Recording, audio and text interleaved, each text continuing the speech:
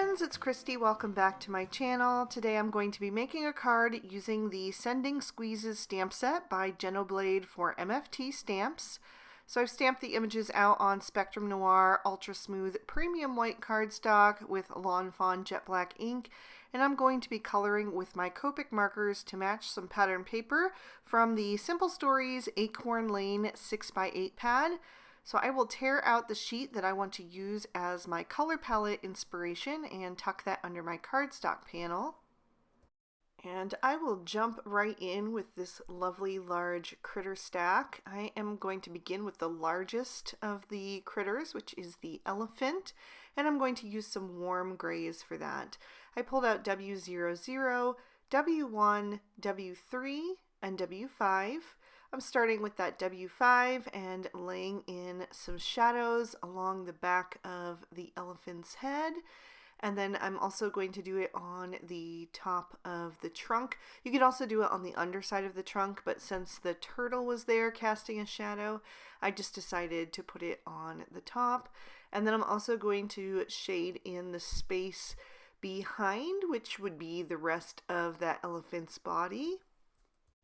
Next, I'll come in with that W3 and begin to blend that out.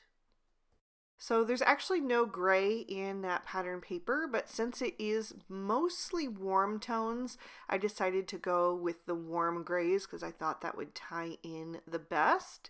So I am just blending out all around the edges of that W5, making sure to eliminate any harsh lines. And then I'll come in with the W1 and bring that in even further. And because that is such a large image, I am going to add in a fourth shade as well. I'll add a little of that W1 into the inner ears, and then I will bring in that W00, and I'm going to add that right around the face on the front side of the trunk, and then fill in the rest of the inner ears. And I think he looks so cute. I just love that elephant image so much. I will keep the W00 and add in E70 and E71, and I'm going to do the little mouse down in front that's hugging the bear, adding that E71 toward the back of the head and the body and on the underside of the arm and feet, and then blending forward with the E70 and then using that W00 for the highlight. And then I'm going to switch to YR12, YR14, and YR18 to kind of pull in the orangey rust tones in that pattern paper. And I'm going to do this little fox, starting with the YR18 toward the back of the head and on the top of the ears, and then blending toward the center of the face with the YR14, and then the YR12 for the highlight. And I will leave the lower part of the face white, but I'm going to fill in also the little gap between the dog and the hippo, which would be the rest of the fox's body. Then I will switch over to my giraffe, and I'm going to use Y11 with YR20, YR21, and YR24 to pull in those golden yellow tones in that pattern paper. And I'm starting with the YR24 to lay in my shadows, just coloring carefully around the little bear over there and also around the skunk's hand. And then blending that out with the YR21. And again, I'm just making sure to scrub over the edge of the previous shade to break up any harsh lines. The dark shades especially can leave behind harsh lines, so I want to make sure that I'm grabbing the edge of that shade and pulling it into the next one. And I do the same thing now with the YR20, but I'm leaving a little bit of space for that Y11, which is going to really warm this combo up and make it match that pattern paper a lot better. And I am coloring right over some of that YR20 because it is lighter, but it's more muted. And then just filling in with the Y11 on the muzzle and the rest of the body. And then I am also going to do the spot on the dog just to have that color in one more place on the card. And you'll notice that I keep hopping around from different parts of this pile of images, and that is to let the markers dry in between. I don't want to color two critters that are right up next to each other because the colors could bleed if they are still wet, and so I just want to give them a little bit of time to dry. So I'm just moving to a different place in this little pile and choosing another critter to color before I go back and fill in like the giraffe's spots or the lower part of the fox's face and things like that. So I've moved on to my squirrel, and of course I'm doing a red squirrel because that's my favorite. And I'm using E13, E15, E17, and E18. So the darkest three shades are for most of the body, but I will save a little bit of room on the belly and the center of the face, and also just the top part of the tail for that E13. So we have a nice fade into that highlighted area. And then I am going to use these same shades for the giraffe's ossicones, which are the little horns on the head, and also for his spots. And I accidentally colored in part of the skunk's ear. I was thinking that was a spot at first, and then I quickly realized, but thank goodness he's going to be black anyway, so that should cover that up nicely.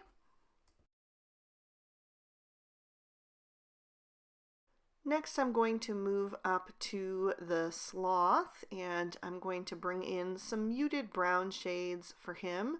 I'm using E42, E43, and E44. So I'm starting with the E44 and laying in my shadows on the underside of the face and the back of the arms and also his back, and then blending out with the E43. And then I'll fill in with the E42 so that he's this nice, warm, cozy, like muted beige tone. And then for his face, I'm going to bring in E40 and E41 with that E42. Just color that in lightly. I'll also use just that E40 to add a little bit of definition to the white parts of the fox's face. And then I'll keep the E43 and bring in E44 and E47 to do the patches around the sloth's eyes. And I put the darkest on the outside edge and the highlight right over the eyes so that you can still clearly see them.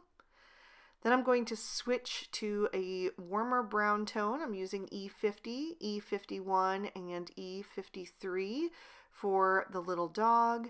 So E53 for the shadows, blending out with the E51, and then I'll use the E50 for the highlight, but I also did leave some white area in the center of his body. And then I used the E51 and E53 for the bear's muzzle. For the rest of the bear, I'm going to warm up this combo, darken it up a bit by keeping the E53, adding in the E55 and the E57. So we'll have a nice little brown bear. So I use the E57 for his shadows. I'm blending that out with the E55, again making sure to break up the edge of that E57 with the E55 and just scrub over where the two meet. And then I will bring in my lightest shade, which is going to be the E53, and I will fill in the rest of him with that. Just go right around the area of his eyes and his chest, and I'll also fill in his feet and his little ears. And then I will use these same shades for my turtle's shell, but I just used the darkest two, so the E57 and blend it out with the E55. Then I'm going to bring in some cool grays for my skunk. I decided to use cool grays for him because I wanted something that would tie in with the blues in that pattern paper. I'm not going to bring any blue into these critters because it just didn't seem to fit, but I wanted something that would be kind of in the same tone. So that's why I decided to go with the cool grays. I think it's not so far off from that navy. So I use C3, C5, and C7 for the black parts of my skunk, which is the underside of the tail and the body and also the top part of the head, but I'm going to keep the little patch of like wayward hair on top of his head. I'll keep that white. So I'll use C0 and C1 to add a little shading to the white areas and then just leave the rest of the cardstock white for the highlight. And then I am going to go back to the same combo that I used on the mouse for my hippo. I was trying to decide what I wanted to do for the hippo, but eventually I just wanted to bring back in this kind of grayish tone. So I used the E71 for his shadows, blending out with the E70, and then I'll bring in the W00 for the highlight. I'm going to keep the lower part of his muzzle just white for now, and I'll bring in a different color for that in just a little bit. But before I do that, I'm going to color in the turtle, and I wanted to do some kind of muted greens for him to match the muted greens in the pattern paper. So I used G40, G43, and G46. I love that turtle. I think he's probably my favorite of all of these little critters. He's just so tiny and cute. And then I'm going to bring in some pinks because there are pink flowers in that pattern paper. And they are cool toned pinks, so I went with RV00, RV10, and RV11, and I did the lower part of the hippo's muzzle. And then I also tried to add in like a bit of extra shading with the RV11, although later on after I finished the video I decided I didn't like it, and so I went over that with the 0 marker to kind of just mute it a bit. But I will also add in a little bit of that RV00 to the elephant's ears just to give those a little blush tone. And then I'm going to give my critters some rosy cheeks. So if they're light enough, I will start with the RV11 and just lay that in kind of like an oval shape. And then once I'm done with that, I will bring in RV10 and just go around the outside edge of the RV11 to kind of soften it into the rest of their fur tone. But for some critters, they're too dark for it to show up, so I did go up a shade to the RV13. And I took off both caps because this marker always leaks on me, so that just prevents any leakages from happening and ruining these beautiful critters. So I laid in the RV13 for the darker ones and then blended that out with the RV11. And I wasn't sure if I was going to give the hippo some rosy cheeks since she already had the pink muzzle, but I decided to go for it. So I did that, and then I grabbed a black Sakura Jelly Roll pen and got that going off to the side so it was flowing nicely. And I'm going to go over the eyes of all of the critters that have their eyes open to make them nice and bright and shiny again. It's an extra step, but it really brings your critters to life. And once that is done, I am going to trim this pile of critters out with its matching dye. For my focal panel, I'm actually going to go back to the Simple Stories Acorn Lane 6x8 pad and choose a piece that I am going to die cut out with the MFT Wonky Stitched Rectangle Stacks. I'm using the second largest die in that set. So I'm just going to set that aside for right now. And in the meantime, I'm going to choose a couple more prints to use with the original piece that I had pulled out for my color palette. And I decided to go with this cozy plaid, but I wanted something else in the mix as well, at least one other print. And so I was just flipping through and trying to decide what I thought looked best. And there were a couple of different options, but I ended up going with this brown polka dot that I had a scrap of in the front of the pad. And I'm actually going to bring in a couple more prints as well, but we'll get to those in a minute. For now, I'm going to work on my sentiment. So I am going to heat emboss onto a piece of Lawn Fawn chocolate bar cardstock. So I'm treating that with a Rabbit Hole Designs powder tool and then inking up my sentiment with Versamark ink. And I am stamping out the sentiment that says "Sending Squeezes" and just pressing that gently into the cardstock. And then I did that a second time to make sure that it was a good contact. And then I will coat that with some Lawn Fawn white embossing powder.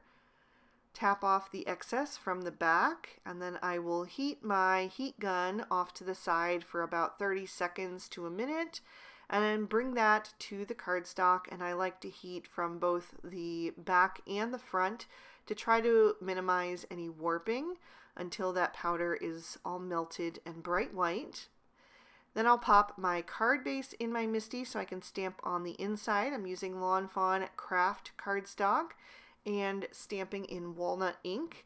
And I'm using the little lion and mouse image and the sentiment that says "Big hugs are coming your way." And I stamped that down twice, and then I did the sentiment a third time because I just felt like it wasn't quite as bold as the image.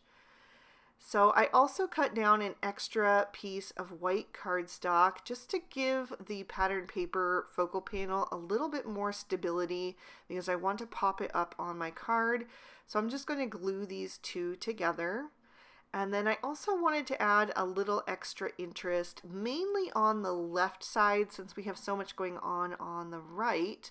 And so I'm going to take some of that Lawn Fawn walnut ink, since I already had it out, press that onto an acrylic block, add a little bit of water to that so I can mix it up and make it more fluid. I'll pick it up with a thin paintbrush, and then I'm just going to tap that off my finger to create some splatter. And like I said, I'm mainly concentrating it on the left to balance out the right, but I don't mind if some of it gets on the right as well. And then I will set this aside to dry and work on my pattern paper layers. So the first layer is going to be the print that we used for the color palette inspiration with these pretty florals and the nice outlines of the leaves on the white. I think that really brightens up the pattern and therefore brightens up the card. And then I'm going to layer this cozy plaid right across the center horizontally. And then I decided to use a little bit of this bird paper, which was the back of the piece that I used for the focal panel. And when I saw that on the back, I just thought, oh, that's really cute. I should use that as well. I really loved the blue tone in there. So I'm going to run that right across the plaid. And then I found this little rust heart print. The little hearts are a soft pale pink, and that was on the back of our main print that we used for the color palette.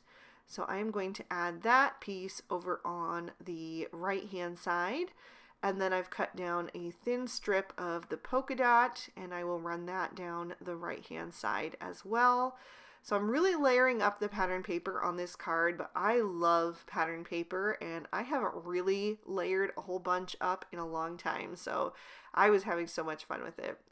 Then I added some foam tape to the back of the focal panel, and I am going to center that on the card and pop it down into place. And then I can bring in my image, and I'll add some liquid glue to the back of that. And then I'm just going to add that down toward the bottom. And I love how that little bit of foliage on the right really sets the scene. It almost makes it look like they're in a jungle or some kind of forest setting. I trimmed down the sentiment with the smallest of the Lawn Fawn Everyday Sentiment banners. And I will pop that up and figure out where it's going on the card. It's going to come in from the left there. So I need to add a little bit of foam tape where the sentiment is going to overhang off of the focal panel.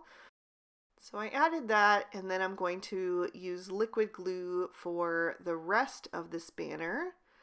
And I will just line that up, peel off that little release paper, and then line that up. And I wanted the banner to kind of just overlap the sloth slightly to just incorporate it a little bit more into the scene. So I'm going to make sure that's on there straight, and then I will flip it over and trim off the excess with my Cutter Bee Teflon coated scissors.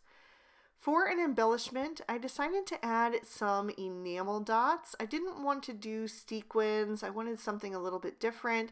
So I was flipping through my embellishments and found these enamel dots from 2 really old packs, but I found some colors that went really well with this pattern paper when I mixed them together.